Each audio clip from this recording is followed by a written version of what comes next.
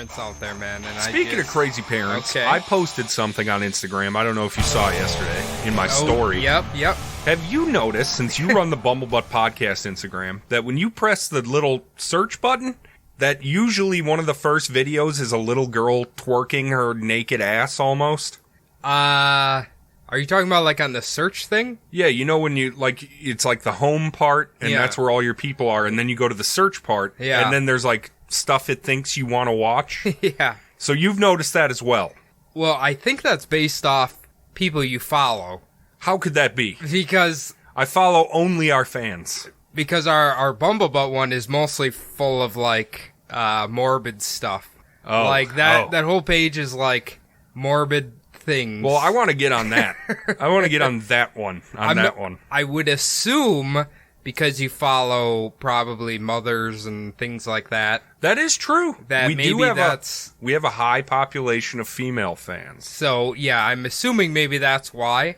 But I realized Instagram changed where when you reach the bottom of your feed, it instantly starts kicking you into like new people you should follow. Have you noticed that? I never get to the bottom. Oh, you never get to the bottom.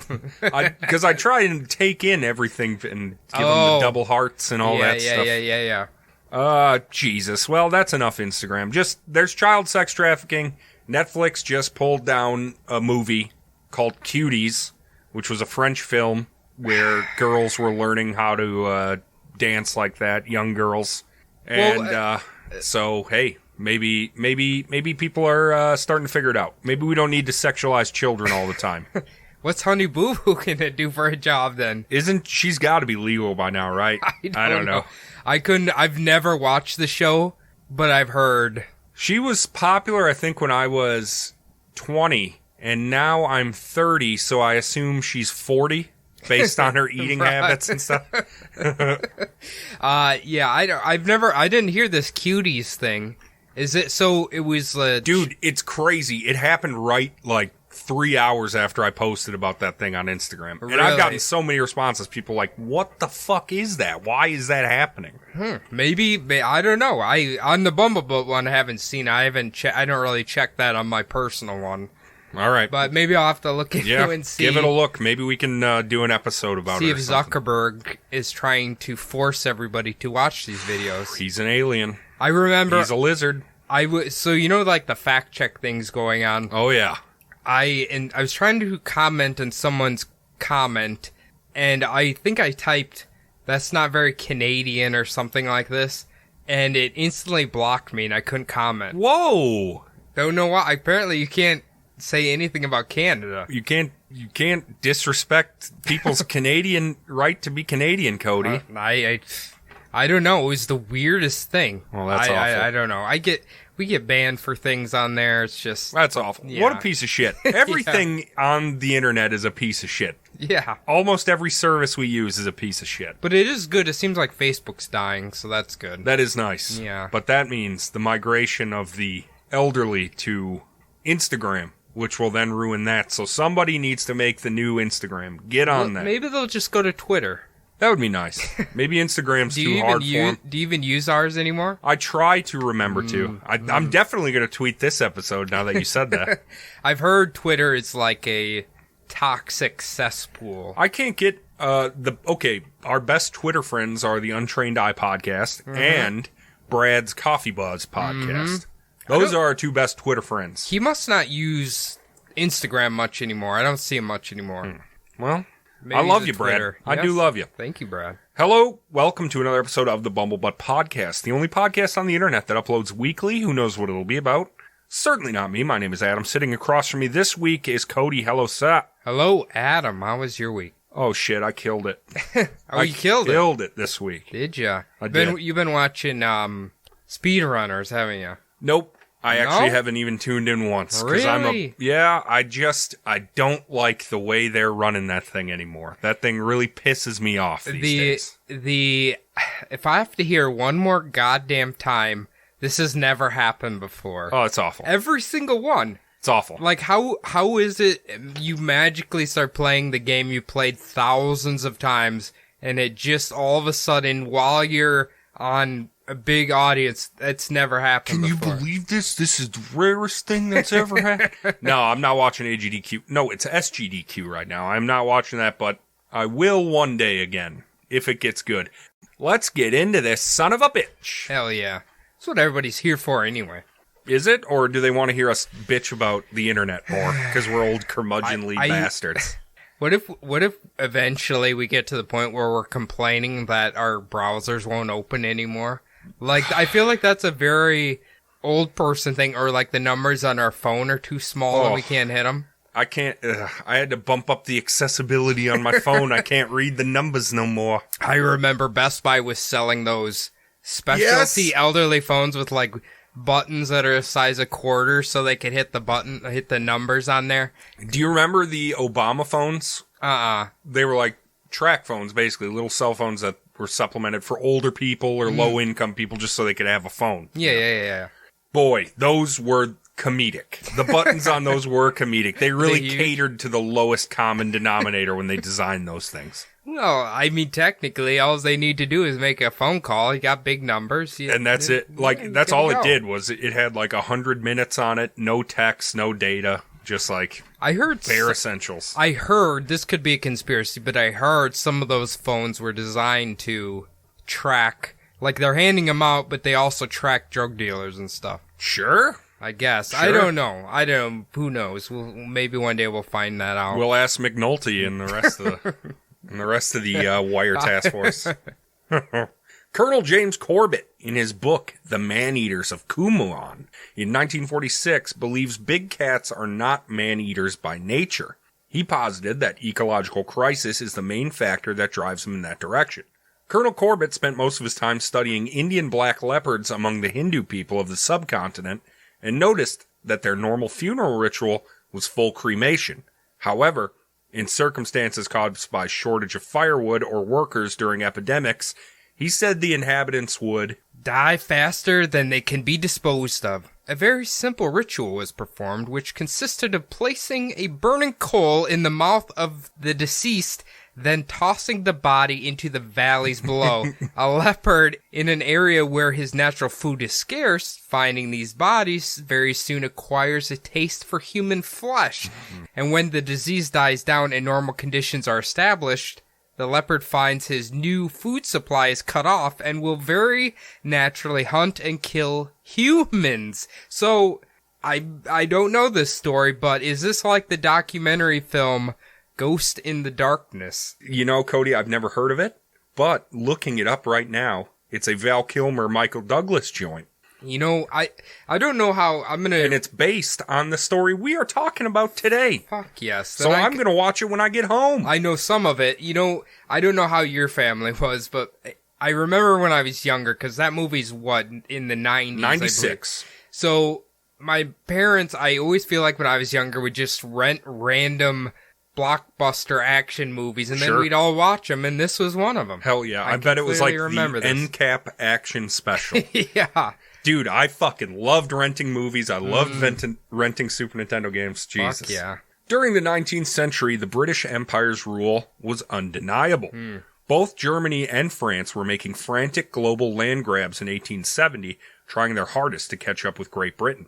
Also trying to cut off Britain from owning the entire world were the Italians and the Belgians, both of which were trying to get into this colonial empire business for themselves. So they made colonizing nations like a competitive business. Oh, yeah. Oh, my God, yeah. How were the Knickerbocker boys the best at it? They made the best underdress garments of all time. I was just going to say, when they show up with their fancy pants, the people of the nation are just like, whoa, who are these guys? Fuck, let them in here. We will join the empire. And then they realize how crappy their food is, and then they're like... And how bad their smiles are. Damn, don't you guys have dental care in the land of Knickerbockers? This crazy game of real-life Risk led to the Berlin Conference of 1884-1885, in which 12 nations attended, including Great Britain, France, Germany, Belgium, Portugal, and the United States.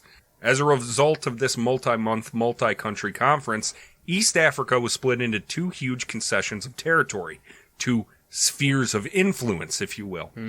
One was to be held and controlled by the British for 50 years, and the other controlled by Germany, as they were the two strongest powers and the two powers that were guaranteed to stimulate global economy by raping all of the resources from the rich and fertile Great Lakes region of Africa. Yeah, that's not good. Nope. Not at all. Nope. But they saw that was a place for them to get all the resources they could. The people there, ants. They were nothing. Yeah. Just less than nothing. They were not people to them, that's for sure. It's funny that Germany and Britain did kind of the exact same thing that the Catholic Church did with the Spanish, and what was the other one? During the Inquisition? Yeah, they split them up. I can't remember what the other sect was. It the I don't know which way. The Spanish, and there's another one. They split the world up and said, go spread the word of Jesus Christ. That's awesome.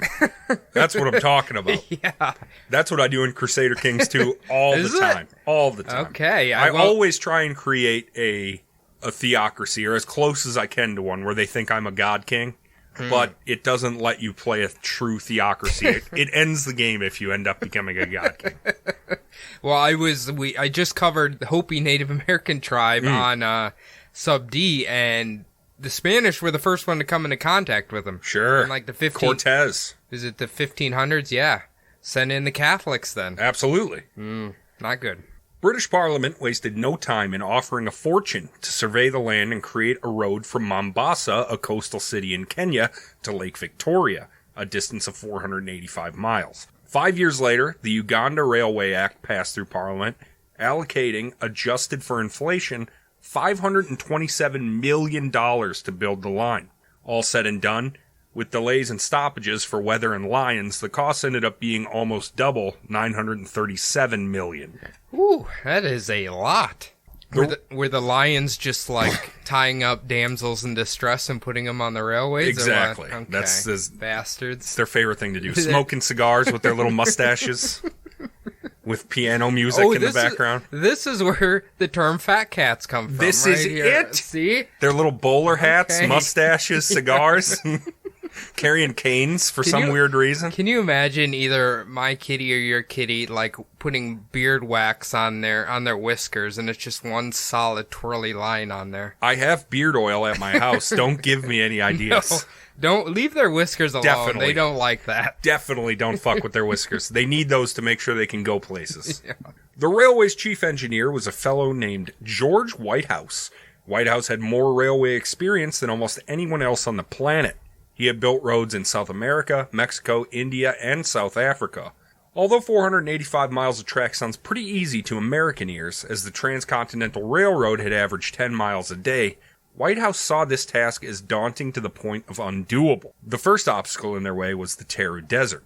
Now, how many jokes do you think George Whitehouse had about what the color of his home was? What's the color of your cottage, George? Eventually, I hope he would just order those people hanged. Does he have enough power for that? He's the chief engineer on the railway, judge, jury, executioner. So what if instead of being named like, like Olson or whatever, you're named the son of where you're from, your last name is the color of your home? What? White House. Like, yeah, our house is White House, you'd be Brick House? My original, Brick House now. Brick House. I'll take Brick House. That is a name, though, isn't it? Yeah. There's like a fat fraternity guy. Built like a brick house. So I would imagine putting a train track through a desert is going to be a challenge. Awful. And the advanced scouts that returned from crossing the desert had this to say. Across this desert, marching is done at night. Water is carried in tins, but even so men suffer greatly from thirst. And a man will often barter a month's pay for a drink from the supply of the better equipped scout. Wow. So they're so thirsty, they're giving up all of their pens or whatever they're using just to get a glass of water. Yeah. Okay. Is this rupees is what they're paid? Can you imagine if Nestle had access in here? We know how bad they are now. I guarantee they do. I bet Mr. Nestle in 18 whatever was getting all the water from the Great Lakes regions of Africa. When they say obviously in the Midwest where we live, we have Great Lakes, right? We have Duluth and all of that. Well, yeah. And the 5 Great Lakes that we have. Is this one Great Lake or is this multiple Great Lakes? It's a whole region, yeah. Really? There's like four freshwater lakes that are what's going on. Lake Victoria being one of them. Their terminus. Interesting. I didn't even know that existed here, so it's very interesting. Beyond the Taru Desert were 200 miles of scrubland, home to tsetse flies, lions, and malaria-bearing mosquitoes. Once out of the scrub, you get 20 miles of beautiful, lush forest, and then you're in the mountains. Bridges are the second most dangerous structures to build for railmen, with tunnels being the first. Once they're done building a few bridges, all of a sudden, bam, they're at Lake Victoria, which is their ultimate goal. Okay, so how much time did that take? We'll find out. Okay. George Whitehouse was used to the crude roads that local survey team had laid for him on all of the other jobs he chief engineered. Since it had been 5 years since the land survey had been done, all of the crude roads past the desert had been completely obliterated and overgrown. George was going to have to resurvey the land as he was building. Sounds like George Whitehouse's descendants are now taking care of Minnesota's roads. Oh, 2 seasons in Minnesota, winter and road construction. It's sad but true. Sad but At true. least we don't get eaten alive by lions. Thank goodness. Maybe bears occasionally, but and mosquitoes, definitely. Oh. Now, if you thought this shit wasn't going to be hard enough, the railroad was going to have to supply itself using the rails, which would eat into precious manpower. At first, they tried supplying the railway using draft wagons and pack animal caravans, but the heat of the desert and the tsetse flies killed all of the pack animals. What is a tsetse fly? They fucking burrow into your skin and give you poison death. The main sickness that they can give you is called trypanosomiasis, also called sleeping sickness. This disease is invariably fatal unless treated, but can almost always be cured with current medicines if the disease is diagnosed early enough. You know what? I think on the movie Anaconda, I think that's what that guy had. But there they you go. pull that shit out of his throat. I think it is. Yeah, they're really disgusting little bastards, and they Okay. kill everything. So this job... That's for humans. Now, animals, they can give them like 80 other things. So it sounds like the type of job where you probably wouldn't want it. Yeah, leave me out of this. Okay. Between 1897 and 1898, all 63 camels owned by the railroad died, as did 128 out of 250 mules, 579 out of 639 heads of steer, and 774 out of 800 donkeys. So I guess mules are the superior animal of the three. They seem to be the ones that Can't kill a mule. Is that because they are... Oh, yeah, mules are the ones that can't reproduce, right? What's the mule cartoon character with the 2 guns? He's a cowboy, the old cartoon. Pistol Pete. Is it Pistol Pete? I don't know. I don't know. I think it was him and then the little mouse with the sombrero. Speedy Gonzalez? I think so. They had the donkey sheriff, or the mule sheriff. He was tough. He was tough. He was pretty Did tough. he smoke cigarettes? I'm sure. I seem to remember him smoking big cigarettes in his big mule mouth. Water was a central issue and was only available to get in bulk from 3 places along the 485-mile route. Between the workers, the camp, the animals, and the locomotives, they needed 10,000 gallons of fresh water daily.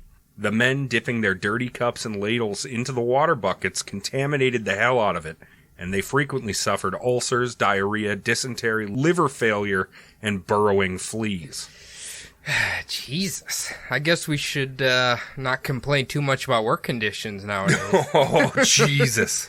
I mean, technically we can't. You're not allowed to go home if you have diarrhea or burrowing fleas nowadays. But True. At least if you're suffering from ulcers, they might give you a day off. Especially at our former place of employment. They wouldn't let us go for burrowing fleas. No, I mean liver failure maybe if you can prove it. Yeah, if your skin's yellow enough. Yeah, if you look like I don't know. I can't think of anything yellow Big enough. Bird. Big Bird. Yeah, if you look like him, you might go home early that day. Early though. Yeah, you're not getting the full day off. The camp would break down and move to the front of the railhead every 8 miles. If you've seen Hell on Wheels, they do it on there as well. I think, actually, when we were on our Marianne Cotton, I think that's when she was married to the railroad guy. I think that's what they kept doing. Moving all the time. Railroad towns, man. That's why they were all made out of tents and shit. I don't want to work. I don't want to work and then live at my work. Hell no. That sounds terrible. And then have to deconstruct your work every time they lay 8 miles of track and rebuild it again. You know what Phil said? He's watching Hell on Wheels right now. It's so good. Shout out, Phil. Shout out Subliminal Deception. Phil, that show is fucking amazing. Colin Bohannon is a dreamboat. He is pretty sexy. Huge amounts of borderline slave laborers were shipped in from India. The only payment for a lot of these men was a guarantee that they could stay and own land in East Africa upon completion of their contract. By the time the final spike was driven at Lake Victoria, 31,983 Indians had been employed by the railroad and only 4,000 native Africans. Historians say the road was built with British engineering on the backs of Asian labor. I wonder why they chose so many Indian. Easy. And the caste system as well. A lot of them were fleeing religious tensions boiling over between Hinduism and Islam. Oh, okay. Yeah. They really hated each other. Yeah, I from what I remember, even like literally today, I think is it the president of India? I don't know if they have a president or whatever. He is kicking out Muslims right now. Yeah. So yeah, that's pretty crazy. It's So you'd think in 2020, I mean, India's a pretty big country. They have a lot of fucking money, so you'd assume they wouldn't be doing that, but apparently these fires burn hot. Yeah. For a long time. I've seen which is why religion is dangerous. I've seen the videos of like the Pakistani-Indian border, and they're just like ready to fight at any second. And they're like scary. And they're like goose stepping in front of each other.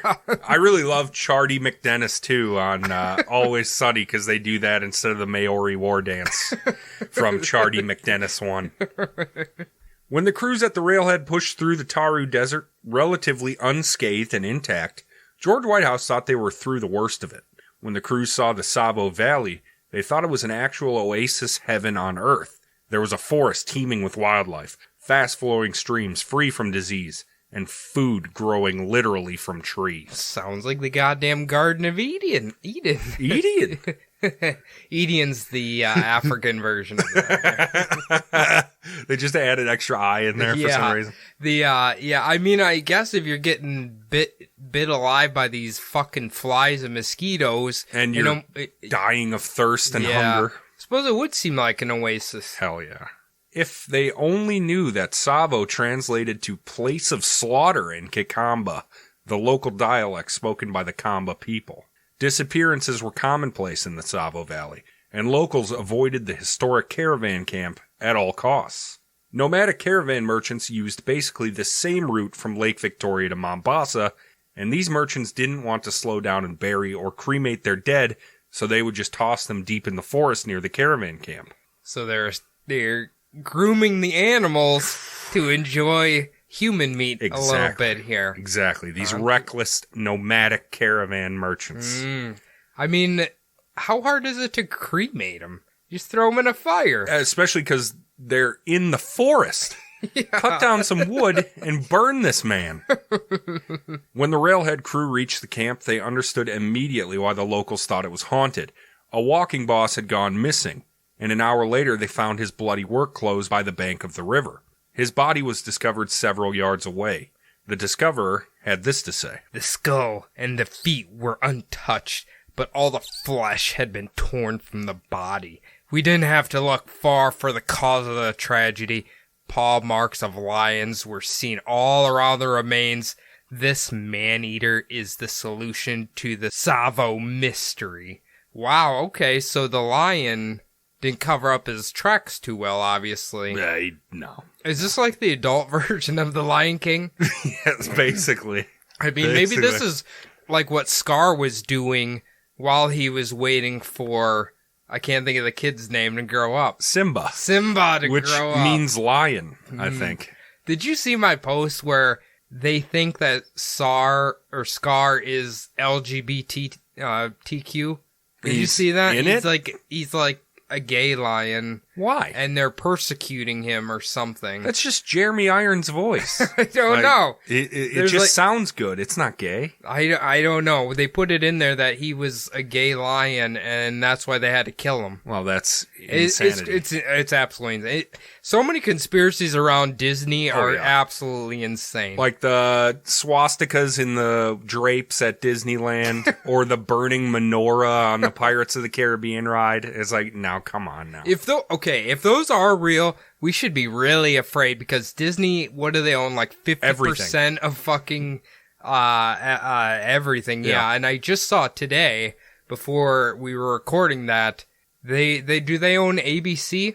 Okay. ABC, ESPN. They got, for the first time in like 20 years, they got NFL contracts to play football games. Whoa. Yeah. So they're getting their fingers everywhere, man. CBS, Fox, NBC are the only ones I know that play football. Well, not when Disney's in the house. Holy shit. I have witnessed many an accident with fatal consequences, but the sight of the skeleton from which the flesh has been ravenously torn was one of the most gruesome spectacles imaginable. We buried the remains on the spot, and when we returned to camp, we made all the men set up thorn bush barriers around the tents. Is that going to stop them? They think so. I don't know. They really do. They really put some faith in those things. I feel like this is you can compare this to when people just put, I own a home security system sign in their lawn, but they don't ADT. But they don't actually have one. I don't know. I feel like lions can get around that. And they do. The following day, a hunting team was dispatched to search and destroy the lion, but instead of finding any trace of it, all they found were more limbs and skulls in various states of decomposition. 24 hours later, another man was taken, and this was the final straw for the working men. Whitehouse was able to whip the mutinous bastards back to work by saying that the lions only hunted near this old caravan camp, and it was up to the workers to build their way 20 miles away from here, and then they would be safe. Okay. The workers fell for it, and they never put 20 miles on faster, but the lions would take 15 more men before they escaped their range. Surprisingly, the gambit worked, and Whitehouse was able to get the track moving to Lake Victoria. Okay, 15 out of how many? A bunch. Lot? Yeah, a bunch. But this isn't even the meat and potatoes of it. Okay. This is the original. We still have to talk about the hunter. Okay. There was still so much work to be done in the Tsavo Valley before the railroad could be operational. Yes, it's true the track is built, but now it needs the infrastructure. Colonel John Henry Patterson was put in charge of permanent railway operations, specifically in the Tsavo region in 1898. He was tasked with replacing the temporary wooden bridges Whitehouse's crew had built with permanent stone bridges. Upon taking up his command in the Tsavo region, he was hesitant to blame the 17 missing men from the rail crews on man-eaters. He instead concluded that these men had been killed by their co-workers over gambling debts or disagreements in the camp. But the presence of man-eaters was brutally confirmed the next day when Patterson came across the tent of two of his workers. One of them was sitting in shock silence and the other was missing. Following the blood and drag marks, they found the man's body torn to pieces and largely consumed, while his head remained intact. His face had been pierced by giant tusks, and it was left with a permanent, horrified look on it. Pieces of his body had the skin licked off, and the tissues were sucked dry of blood. During the next 2 to 3 days, the camp lost 2 more victims. Each time, Patterson was out waiting for them with his rifle, but was always too far to see or shoot, but close enough to hear the blood-curdling shrieks of his workers.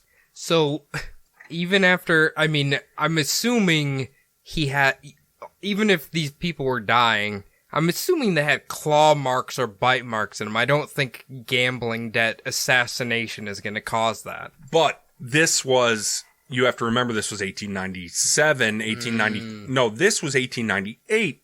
And when this the original rail came through, that was 2 years previous. Oh, so those gotcha. 17 men were, long gone. Legends at that point. Okay, and he assumed that it was just the locals that had blamed their deaths on the man-eater to continue the legend. Right, okay, that makes sense. This attack forced Patterson to consolidate the railway camps into one big super camp. And he ordered the large, thorny spike barriers to be erected along the borders of this camp. This move didn't slow down the attacks, so Patterson started experimenting. He began lacing the corpses of his mountains of dead work animals with strychnine and placing them in strategic locations to bait the lions. But as he put it, "The lions much prefer live men to dead donkeys." Thank you, South African Jimmy. I mean, but I feel like the lions are gonna want live prey. Yes, hunters. Plus, they already have that taste for the human flesh. I mean, you know, when they say, I don't know if it's true or not, but if a cannibal human was to continue eating human meat, they would be driven crazy. I've heard that too, but I'm not sure if that's propaganda. Could that happen to the lion, though? I don't think so. What if the lions got, like, well, I was going to say, maybe they got, like, something like mad cow's disease, but I don't know if that'd be possible. I don't know. Yeah, I don't know if we What care. if the well, they don't eat the brains, and that's where mad cow comes from. What if the lions ate a man who had syphilis, they got syphilis, then their brains went crazy. And now suddenly, rampant syphilis in the lion population. It's like the old folks' homes. Yeah. Is that where the syphilis all starts from? The old folks' home, and then it goes to most colleges? That's right. I forget the statistics, but I remember 10 years ago in Florida, they had the biggest outbreak of chlamydia in the nation's history, and it was at the old folks' home. Look, you gotta expect there's a lot of freaky old people in Florida. And what the hell else are you doing? You're retired, you've been forgotten about by your family, you might as well fuck the fucking every retiree that'll let you. I mean, it'd be nice if when you're putting your pappy or mammy in a rest home, it didn't come fully equipped with a bondage swing or something in their room. It would, actually, you know what? I think I would, just because that'll save them money in the future. It's the Jordan Fox retirement home for the elderly. That's right. It's fully equipped with bondage ropes, everything you need. And if you order the Jordis Faust package, it has little Santa hats on it. Special Christmas visit from Jordis Faust. He'll smoke half a pack of Newport Reds in front of you. Naked. Hell yeah. Patterson was eluded and outmaneuvered at every turn. He would only find tattered clothes and gruesome remains as the lion's calling cards. His next step was to offer a 200 rupee reward for any lion carcass brought to him that could be proved to have been shot within 3 miles of the railroad. When hunters started pouring in to kill lions, Patterson would sometimes give the men 100 rupees per lion, and only if he could prove it was shot within 1 mile of the railroad. How the hell is he going to do that? That's the thing. He rarely paid him. He was like, you just brought this lion from home. How many people have dead lions in their home? Like, they just like go take the lion out of your home and bring it to this guy? Yeah, just take your home lion and bring him into Patterson. Was rupees isn't that the Russian money? No, that's rubles. Rubles. Who has rupees? Indian. Okay. And I guess East African at the time, who was mostly Indian workers. And Hyrule. And Hyrule, absolutely. They'll take your money. Patterson didn't care much for or really see the Indian workers as humans. He enjoyed calling them coolies and had absolutely no problem ripping them off. All of this hunting kept the lion attacks to a minimum, but by November, the workers had grown complacent and started spreading out again. Is coolies what they call Newport cigarettes? Yes. Is it? Yeah. Okay. I know I've heard that before. But it's super racist against Asian people. Okay, so if you smoke Newport cigarettes, don't call them coolies. Yeah. Okay. I wonder why. Oh, because they're menthol, right? And they feel cool on your lungs. Unless it's cool cigarettes, but I don't know if they exist anymore. No, that's when you walk into the store and say, "Give me a pack of what I am." And then they say, "What do you mean?" Cool. and then the whole store starts clapping. That's right. God, this guy's fucking awesome. And then they say, "Unfortunately, sir," with tears in their eyes, "they haven't made cool since 1996. When the lions returned to their favorite deconcentrated prey, they were bolder, and they refused to retreat even while having torches and bullets hurled at them. At nightfall, the men would cower as the lions roared to each other, hidden in the growth around the camp. They quickly learned that the roars weren't the scary part. When the roars quieted and the pair of lions approached, the men would shout, "Beware, brothers, the devil is coming." Fuck That's pretty badass. That it. I mean, honestly, that's how a cat hunts, though. Goes quiet. You're about to get your ass fucking eviscerated here. How terrifying. I mean, I think I would get the hell out of here. How terrifying. I mean, I have a little cat, and I'm afraid one day I'm going to wake up dead because she's going to eviscerate and eat me. Do you know, like, sometimes I think of the little kitty as Jaws when I'm sleeping. Because you never know where it's going to be, and then it just pops up from out of nowhere to attack your face for a little bit. I mean, if they were any bigger, that's like the Tiger King, right? Like, he's wrestling with the tigers and stuff. I'm like, man, these tigers have one one move. They could just rip your fucking... I mean, they ripped that a lady's arm off. Yeah. So, without even thinking about it. Yeah, they thought it was a chew toy. That's one of the doctors in here said, you need to understand a lion's paw strength. They can kill a man with one swipe of their paw, not even with their claws, just by crushing their skull and breaking their spine, just by punching at you. That just reminded me, if Joe Exotic was alive during this time, we would just have to give him maybe like a couple grams of meth, send him out there. These lions, they'd be taken care of. Oh, for sure. Put some sardine oil in his shoes. Maybe this is where Carol Baskin got the idea from. To have her husband eaten? Yeah. She's a fucking murderer. She needs to be brought to justice. And her face is so precious when she's talking about how he accidentally disappeared. Oh, I hate her face. Her stupid face. In December of 1898, Patterson was finally able to exploit the lion's newfound boldness and kill the first one on the 9th. One bullet went through the heart and the other pierced the thigh. He was recorded at 9 foot 8 inches long and 3 foot 9 inches high. There are pictures, which we will post.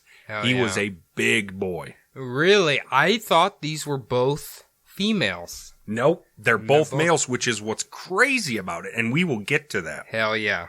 2 nights later, Colonel Patterson tied 3 live goats to a 250-pound rail and waited in a blind not far off. Okay, did T-Rex come out? That's, you know what? And you know what's funny, too? Before I decided to do this, since I was just sitting at home, I was like, I'm going to watch Jurassic Park. Hell yes. And then for the first time, I'm going to watch Jurassic Park 2, which is okay. It's not bad. Dr. Ian Malcolm. Lost World, right? I think so, right? Yeah. Dr. Ian Malcolm's the star. And they have the baby T-Rex. Mm-hmm. Yeah. It's all about the baby. I like that one. The third one's not good. Well, that one is not directed by Steve Spielberg, but I am going to watch it tonight, and then I'm going to watch the other Jurassic, the ones that came out with Chris Pratt.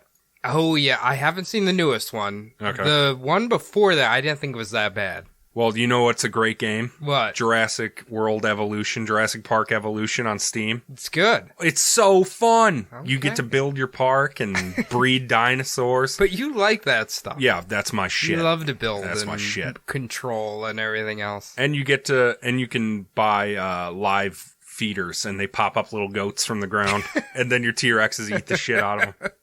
Okay, that's worth it. Yeah, it's so fun. Right before dawn, the lion appeared and grabbed one of the goats in its jaws, dragging it, the other 2 goats, and the rail off into the bush. Once the sun was fully risen, Patterson was able to catch up with the lion and unload both barrels in his chest, but the lion scurried and wasn't seen again for 10 days. Literally licked his wounds. That's precisely what he was doing. On December 27th, he re-emerged, failing to kill anyone but destroying a number of tents and forcing several workers up a tree. The next night, Patterson set up a blind in that tree, and luckily the lion came back. Colonel Patterson fired at least 20 shots at the beast, with 6 of them confirmed hits. This lion measured 9 foot 6 and 3 foot 11 inches high. On display at the Fields Museum in Chicago, both of these specimens don't really look like the massive man-eating monsters in the photos that were taken with Colonel Patterson, and we will get to why a little later on. Okay, I've heard this, that you can look at them allegedly. That's right. You can see them. Colonel Patterson loved discipline. He loved the class system, and what's more, he loved his place on it. He was eager to do his part. He was described as arrogant, a martinet, and a product of rigid hierarchy. What the hell is a martinet? So a martinet Is he in marching band or it's what? mostly used by military men. It's basically, he's got a stick up his ass and will follow orders to the T. Okay. He loves following orders. He loves giving orders. Okay. He loves his place on the hierarchy. He really does. This isn't a bootlicker. He knows his spot. I'm sure he could be once his days in the military are over. Okay, all right. Patterson would record all of his workers' mistakes and transgressions in his pocketbook and would hold public trials at noon to bring evildoers to justice, and he would collect fines for all manners of infractions. Although his ideologies and mannerisms were old world to the extreme, I'm just not certain a lesser man could have controlled this hotbed region to get the rail operational through it. So even though he is an asshole, A real dickhead. without him, the Lions might have continued killing. I think so. I really think they would have, if not stopped the railroad, I think they would have really made it a lot longer of a process than it was. If you put this in perspective of the man who is running McDonald's and then the man who bought out McDonald's, without that man's leadership, we wouldn't have McDonald's that we have today, right? Without Ray, what's his name? Ray Crocker? I don't know. I know he's not nice. I only know, I heard Brad and Max talk about that movie. That's the only thing I know about that movie. Well, it is Michael Keaton. I wonder if it's good. Yeah. I don't know. I rewatched the old Batman with Keaton in it. That's so good. Yeah, it's very good, although his suit makes him look really awkward. Yeah. He's just like a fucking... It looks like he's stuck. Like he's stuck in place, but... You know what I like? How much of a gentleman he was. He is. He's great. Bruce Wayne in that's my favorite Bruce Wayne. He's like a timid Bruce Wayne. I love it. He's just pretty nice to Kim Basinger throughout the whole movie. Religious tempers were boiling over between the Hindu and the Muslim Indian workers, and local laborers would frequently abandon their jobs when they realized they were not making enough money to have that high of a chance to lose their lives.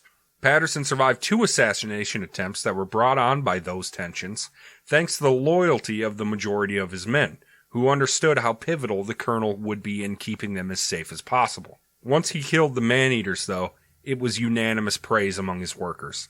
They went as far as to collect a pool of several hundred rupees as a thank you, which Patterson, ever the stick in the mud, declined as he was just doing his job. Cannot take gratuities. Hell It's no. against company policy. It is. Eventually, the workers presented him with a fine silver bowl inscribed with their thanks. It became his most prized possession, even more so than the skins of the man-eaters themselves. Awesome. There's no way to know exactly how many men the Lions killed during construction of the Ugandan Railway. Patterson estimates They have devoured between them no less than 28 coolies in addition to a score of African laborers, of which, rather crudely, no official record was kept. Okay, so he's kind of sympathetic, right? Yes. Slightly. Yeah, but not enough to, call them people.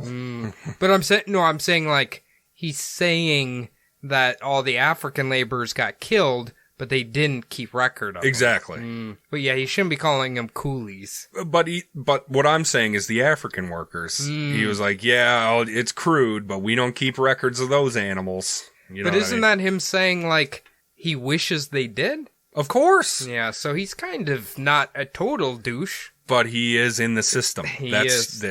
He loves his place in it, and he loves it. Is it Victoria at this point sending orders down? Who's the queen or king right now? George, Victoria, Is it one George? of them. Yeah. Okay, all right. The official record of the railway claims... The natives were employed by the Ugandan Railroad in simple jobs like water carrying, wood cutting, and brush cleaning.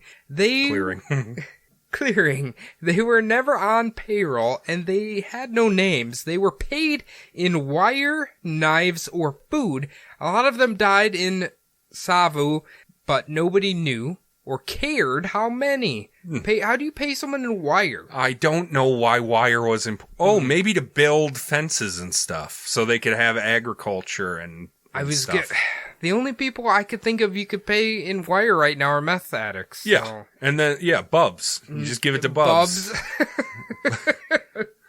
If Patterson's numbers are to be believed, over a 9-month period, the man-eaters consumed 135 people, which is an average of a worker every other day. The pair of lions were rarely able to eat more than 60 pounds of the body and organs before they were found by search and rescue parties, which never rescued a survivor. I wonder if they found any, side orders with like a side of collard greens or a nice leftovers of mashed potatoes or something. I mean, you can't just have all protein, can you? Yeah, I think they can. They had a little salt and pepper shaker with maybe a little jar of hot sauce next to all the bodies. Hey, you gotta season the meat up, right? Where did all these Tabasco bottles come from? I don't know why, but Tabasco is popping off in Africa right now. We're sending crates of this shit down there, man. The condiment of choice among big cats. Yeah. Unfortunately and fatefully for the railroad workers, when they were working in the Tsavo region, it coincided with southern Kenya's long dry season, and this year in particular, the rains never came to break the drought. Many of the tribal villages in the area were dying off completely, and this gave the Tsavo lions a taste for easy human flesh. Now that they were committed man-eaters, there was no stopping them when the railhead crews came through.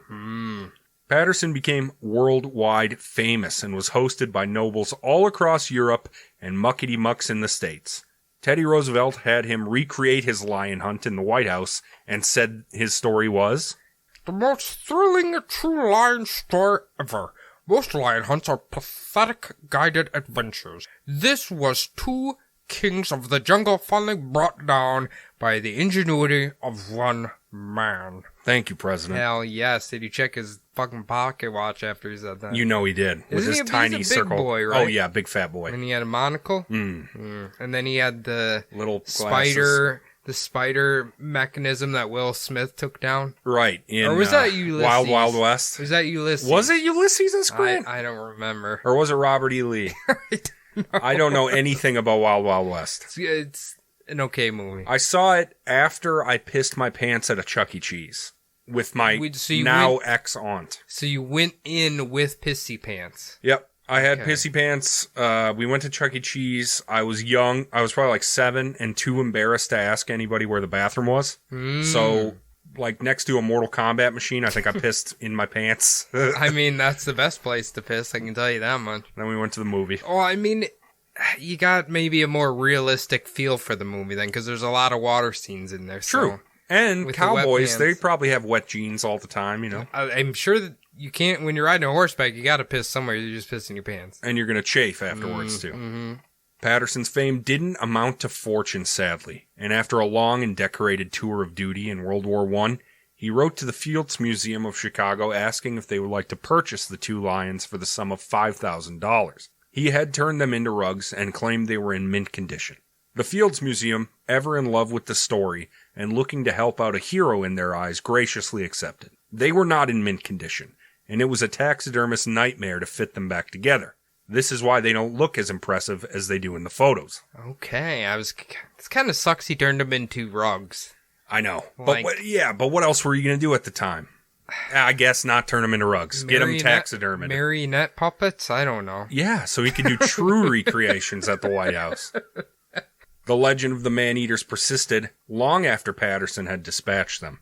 Railhead crews and forward expedition gangs insisted on returning by rail to the main camp each night instead of sleeping in forward camps to get to work right away. 3 months after the attacks concluded, a lion entered the O'Hara family tent at a forward workers' camp and seized Mr. O'Hara's head in its jaws, killing him instantly, and then dragging the corpse from the tent to feast. When Mrs. O'Hara walked outside, she found her husband eviscerated with the lion standing 2 feet away, its face covered in blood. Damn, so we got another one. Yep, and it didn't even wake up Mrs. O'Hara. She killed him. She woke up and assumed he went out to have a piss. And then she saw a bloody lion. He's got her in a Nelson headlock here. She screamed. And luckily, local lion hunters were able to rescue her and even recover her husband's corpse. The lion would not run away, though, and hunters had to keep it from charging by shooting at it for hours until it finally broke and ran. Station masters along the Ugandan railway commonly telegraphed warnings like, "Lion is on the platform. Please instruct guard and driver to proceed carefully and without signal in the yard. Guard to advise passengers not to get out here and be very careful when coming in the office." 2 hours later, One African injured at 6 o'clock by lion and hence sent to McKindu Hospital by trolley. Traffic manager, please send rifle cartridges on the next train. 8 hours later. Lead guard is surrounded by 2 lions and was forced up the telegraph post near the water tanks. Train to come to stop there so guard can jump on and ride to safety. Okay, this sounds like Indiana fucking Jones here. They fucking chased him up a telephone pole. I guess their little brush barbed wire shit's not working out anymore, huh? The brush barbed Isn't that what they said? They put yes. The bushes there. So, this is crazy. So you obviously had the 2 main lions, and now you've got, is it the same one, or is it even more, like, multiple lions at this point? Well, these lions from the Tsavo region are fucking brutal. And since this is right off the back of that long, dry summer where villages were dying off completely, they were able to just waltz right in and have their pick of the corpses. And now that's their main food source, and that's all they crave.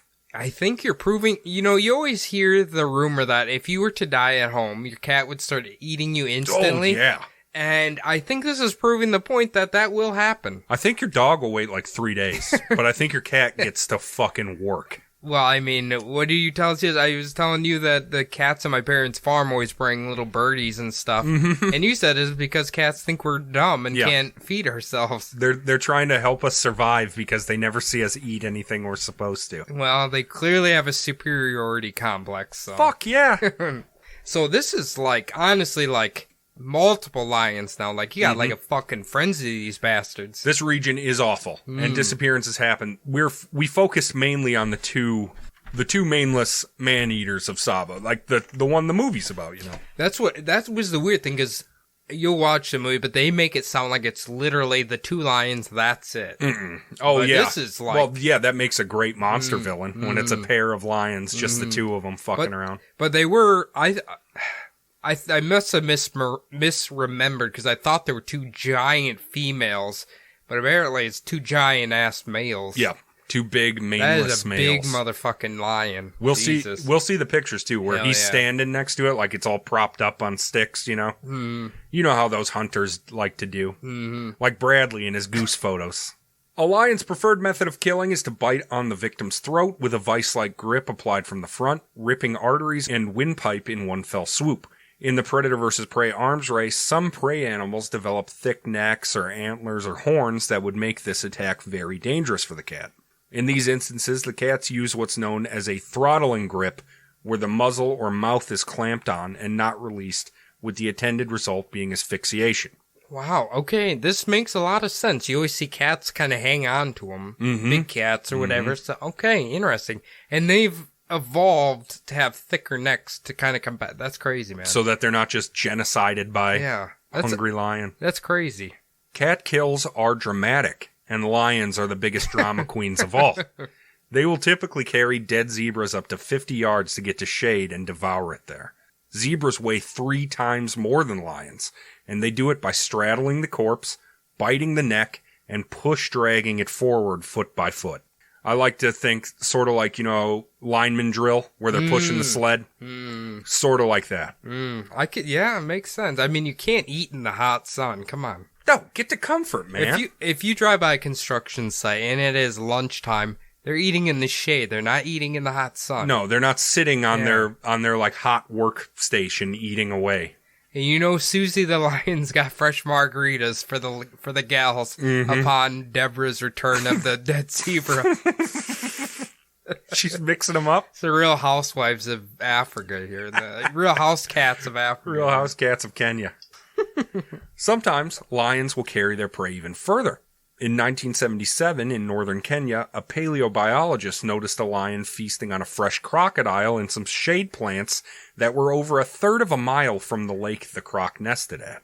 What's more, once the lion left and the paleobiologist was able to approach the croc, she saw its jaws were clamped tight around one of the shade bushes, proving it was still alive while the lion carried it to its kill spot. Oof. I usually don't feel bad for alligators, but goddamn. That's a brutal murder. Don't they have, really coarse skin, too? Alligators? Yeah, to get to the meat of them.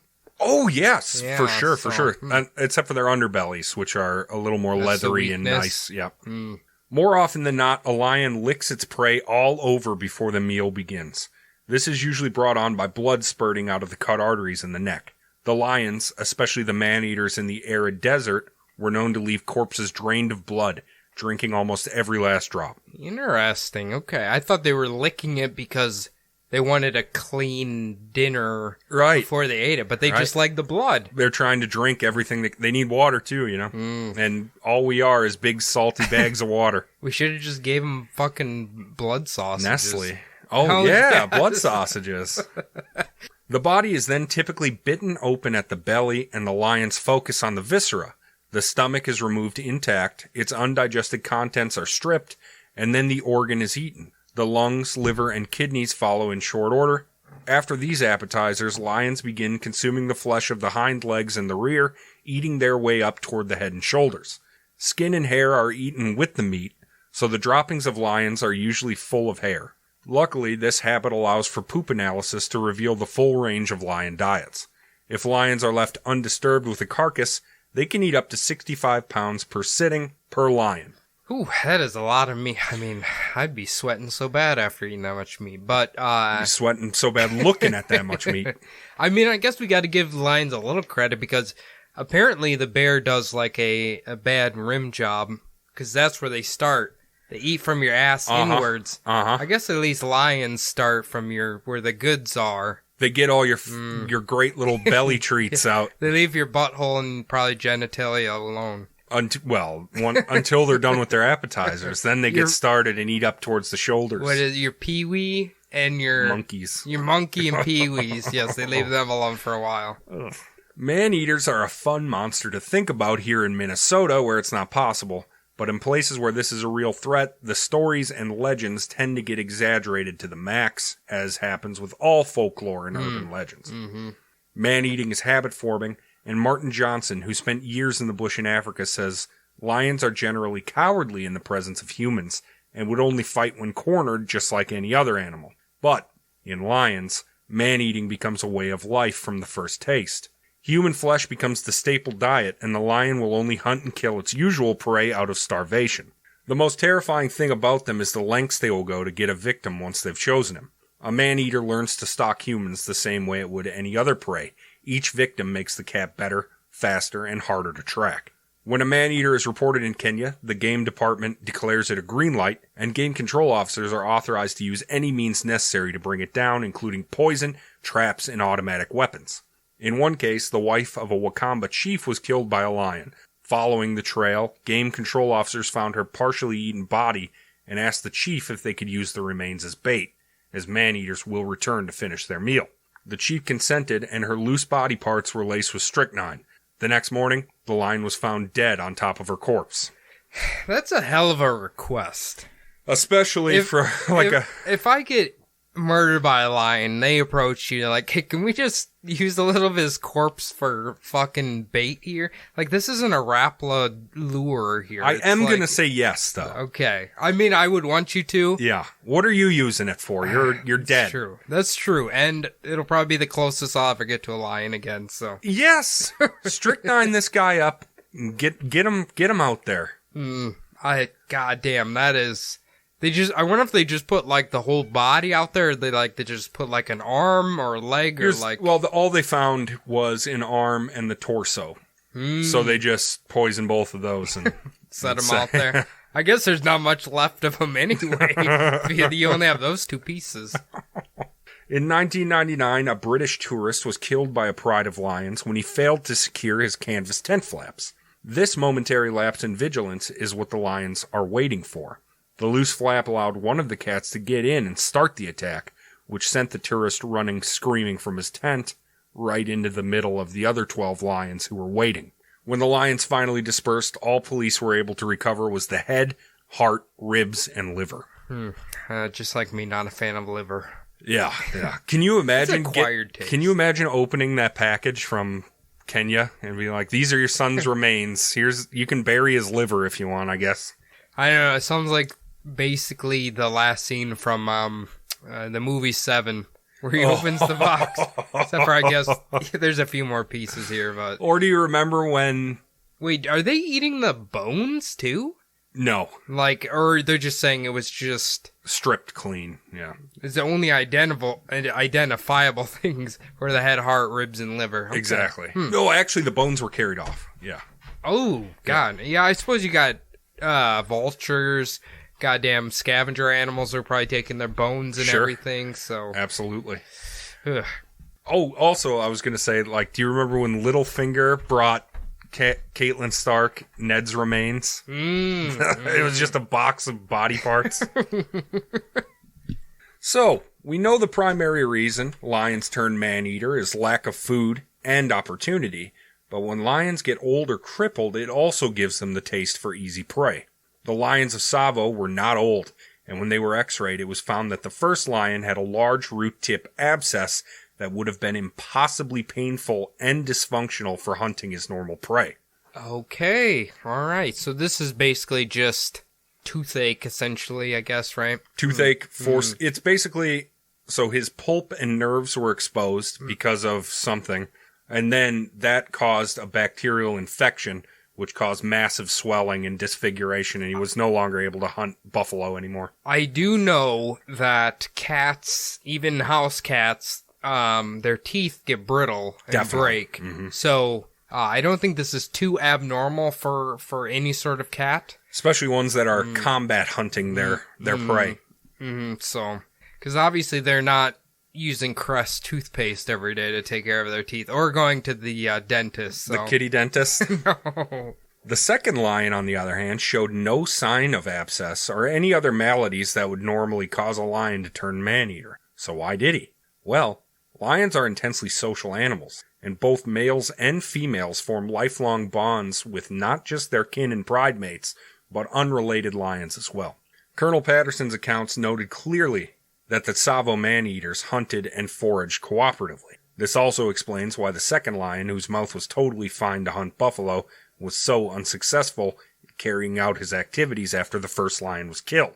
Experts believe the second lion only started man-eating because he fell in with the wrong crowd. So first lion had like 200 IQ, and then his little Melvin friend just kind of followed him around. Yep. Is either his little cousin or his brother. Gotcha. And the second lion became more focused in making sure they considered themselves one unit. He was more focused on making sure the first lion could eat, so he would help him tag team these humans. That was kind of always my theory about these lions, is that they somehow are just like fundamentally smarter than the other lions, but maybe that's not the case.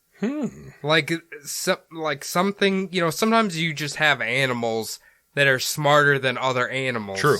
So I didn't know if maybe that was what I thought, like before I heard this episode, like I thought maybe that was why they were able to kind of like work together to attack human beings to eat them, is that somehow they had developed some sort of intelligence where they were able to like coordinate shit together. And they do. Yeah, and every time they kill, which is why man-eaters get greenlit in Kenya. Like every time they kill, they only get better at it and more elusive at it. So maybe we're not giving lions enough credit. Maybe they're very intelligent creatures. Hell yes, they are. Okay. Thank God we don't have them here outside of zoos, I guess. The fundamental unit of lion society is the pride. A pride refers to a group of 2 to 18 female lions and their dependent offspring.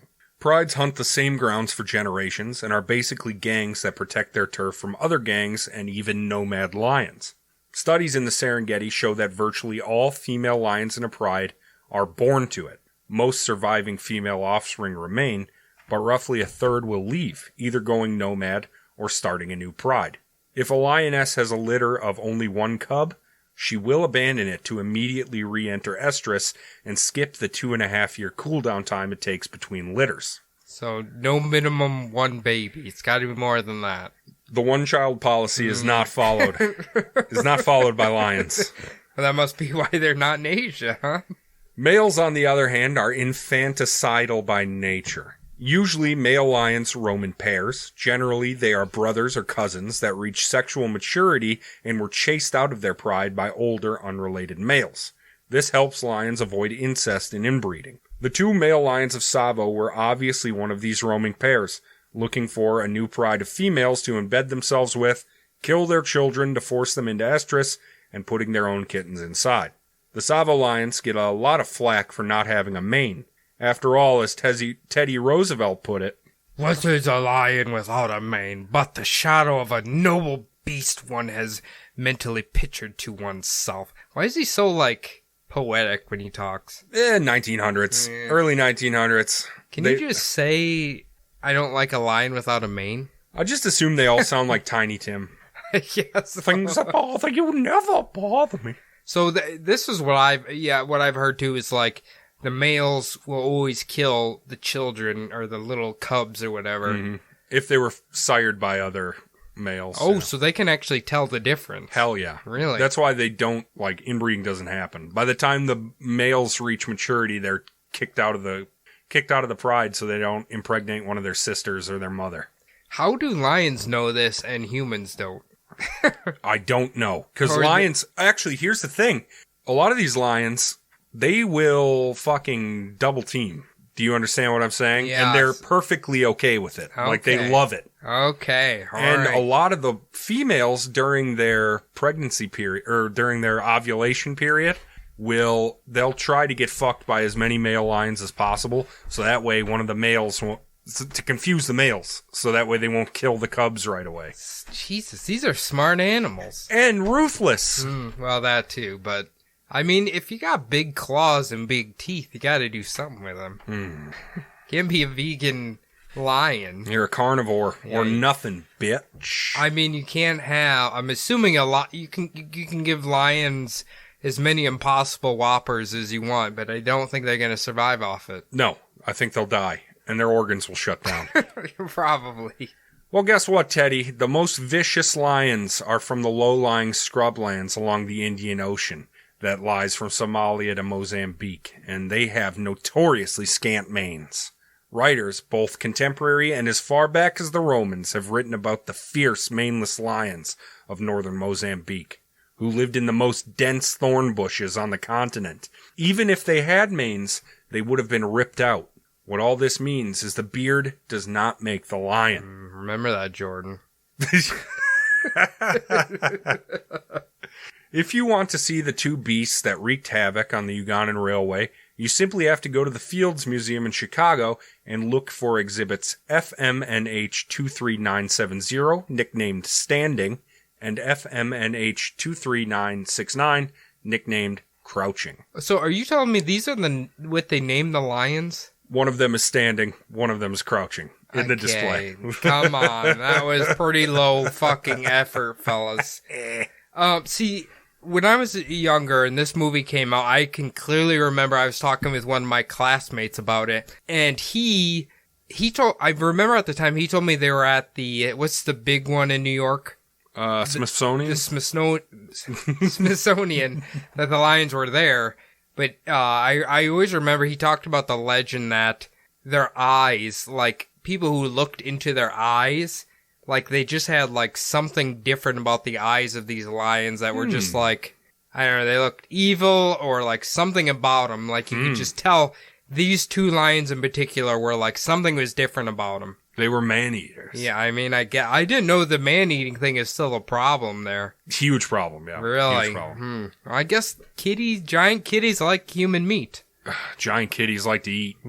I mean, I guess we got Carol Baskins have proved that they have no problem eating another human. So. Absolutely not. They'll just get after it. Here's the problem with big cats. We are nothing to them. All we are is a fucking cherry. They don't look at us like we're anything if they're hungry enough. You know what I mean? And it's true, because we can't defend ourselves without a gun or a knife or something like that.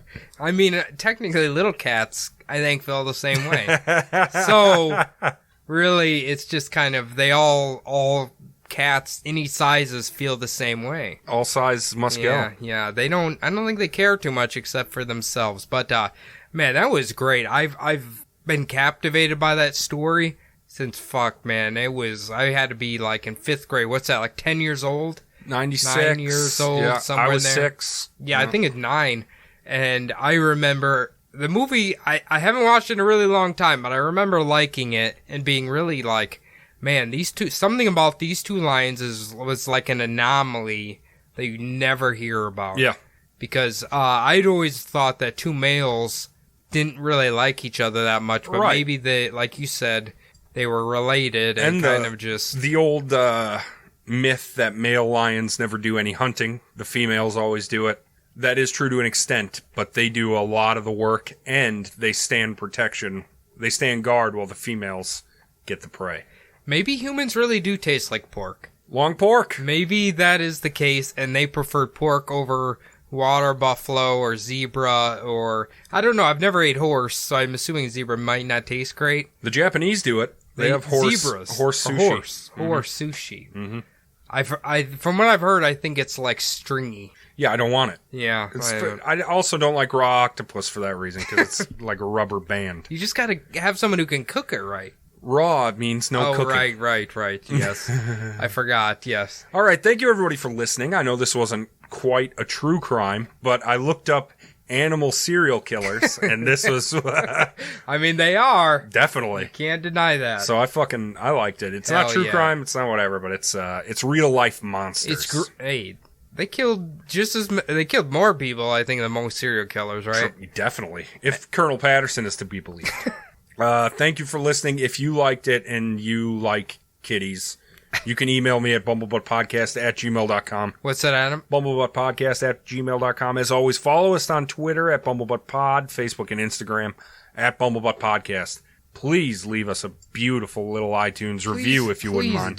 Please But do. most importantly, follow us on Spotify, because that's our client of choice right now. Everybody's on there. 60% Spotify at this point. Apple's dying, man. I think it's happening. But you know what I like? What? Because of years and years of listening to other podcasts talk about Apple reviews, I still fucking love Apple reviews. I consider that my e-penis.